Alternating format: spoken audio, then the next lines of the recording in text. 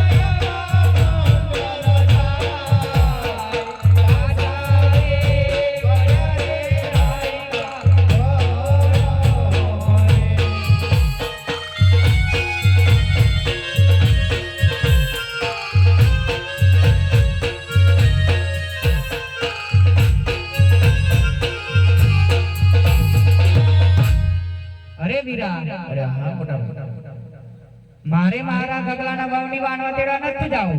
મેં કીધેલું ને અત્યારે નથી જાવું તો હાલ ઘર ભણી પાછા વળી. હા હા હા હે પ્રધાનજી આ રાકાયો કોઈ સુપ્રસંગે જઈ રહ્યા હોય લાગે છે અને આપણને દેખીને કેમ પાછા વળે છે. તમે હાલના હાલ પૂછી દો.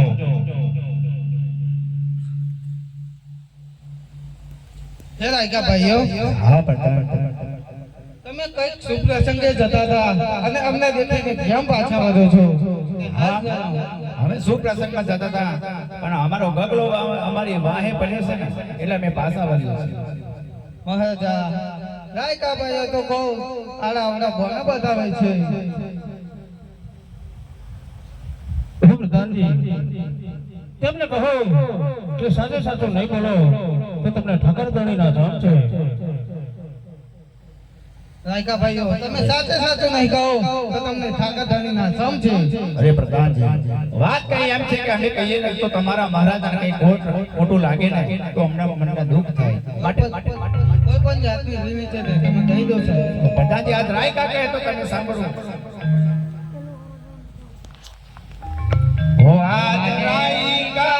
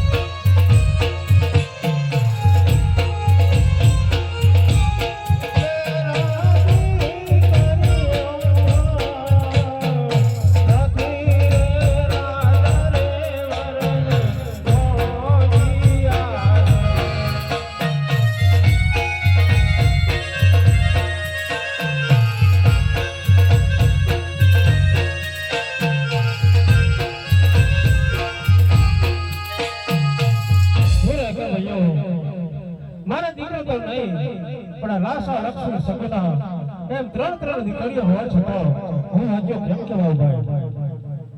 અરે વાલા મહારાજા, એ તો ના હાલે. દીકરી તો પારકા ઘરની થાપણ કહેવાય. જેમ ચકલી મારો બદલે છે તેમ દીકરી ઘર બદલે છે. કોઈ એક લૂલો લંગડો દીકરો હોત તો ગાદીનો વારસદાર બને.